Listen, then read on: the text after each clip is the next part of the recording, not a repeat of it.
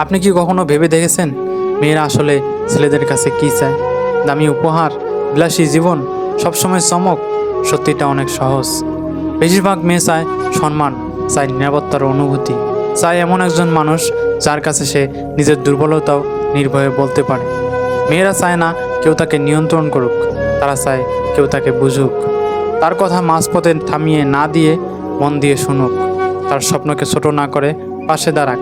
একটা মেয়ে সবচেয়ে বেশি খুশি হয় তখনই যখন সে অনুভব করে আমি গুরুত্বপূর্ণ, আমার কথা গুরুত্ব পাচ্ছে। সে চায় না আপনি পারফেক্ট হন, সে চায় আপনি সৎ হন। ভুল করলে স্বীকার করুন, রাগ হলে চিৎকার না করে বোঝান, ব্যস্ত থাকলেও একটা ছোট মেসেজ দিয়ে জানান। মেয়েরা আসলে ছেলেদের কাছে নিরাপত্তা খোঁজে, সম্পর্কের ভেতরে সম্মান খোঁজে।